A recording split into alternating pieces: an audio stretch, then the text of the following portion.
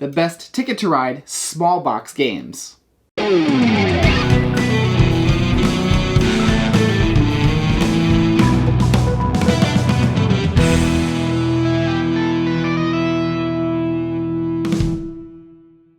Thank you for joining me here at Tanger Mouse Studio D. I'm Kevin Delp. Today I'm going to be talking about the best small box Ticket to Ride games. Now, we were introduced to Ticket to Ride about 15 years ago, and I love playing it and sharing it with others too. And it made our top 10 gateway game video to introduce people to the wonderful world of gaming. You can check out that video right up there. Now, there's quite a lot of Ticket to Ride out there. We did a video about our favorite expansions that you can check out up there too. And we've played through all 12 games of the Ticket to Ride Legacy Legends of the West. And we did a full video review of that we'll be releasing in November, since that video has a bunch of spoilers. So a little bit embargo on that one.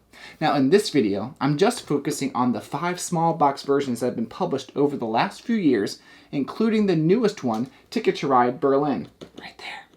I'll first go over things that they all have in common, then talk about some differences, and finally rank them at the end from worst to best. Now here's some general things all of them have in common. The games play like normal Ticket to Ride with some twists, which I'll get to in a little bit. What I mean by normal is that you gain colored train cards to lay pieces to complete routes and missions, so at its core it's still Ticket to Ride. Now the boards are a lot smaller than the regular versions. The gameplay is about 15 to 20 minutes depending on player count, so it's a lot faster. All of these are cities from around the world. And the rule books all look like brochures from that city, so that's pretty cool. Now let's look at some of the differences. All the vehicles are different in each of the games, from taxis in New York City to cable cars in San Francisco to double-decker buses in London. All of the train cars have different art illustrations, but the big differences come from the twists that each game brings. In New York, you get points for connecting to tourist attractions. They have the number 1 on those spots. Amsterdam has a new set of cards called merchandise bonus cards. You get those cards when you lay a route that has the cart icon showing on the route. There's also a chart showing you how many points you get based on majority scoring. Now in London, you're trying to complete districts. There are 5 districts. The point value is based on the district value. In order to get the points, you have to connect your buses to all of the same number in that specific district. San Francisco introduces tourist tokens. These are preset on the board during setup. You're trying to collect unique tokens by laying routes on the board. If you can collect all 7, then you're going to get a lot of points. Berlin has different kinds of cars. The subway cars are a little bigger and they only go on certain spots on the board. Those spots show how many cards you have to discard to place a subway card. And then you'll be awarded points as shown on the board based on the number of cards needed. The other cars are placed as normal in regular Ticket to Ride. Alright, now it's time to rank them. I took them off screen, so I'm going to bring them in from worst to best. Now when I mean worst, it's not like they're terribly bad. It's just I got to put things lower and some things higher. So at the bottom of the list, we're actually going to put these 2 at the bottom, which is Amsterdam and New York. Now, these I think are kind of similar in a way. This one has the tourist attractions that you're trying to get to and get a point from, and these you're laying a route to get a card, and at the end you're going to sort of get majority scoring based on that, and just sort of they're not the same, but sort of feel same in that the way they get points. So not as unique as some of the other ones, which we'll get to here in a second. In the middle, I have San Francisco. The collecting of the tourist tokens is fun.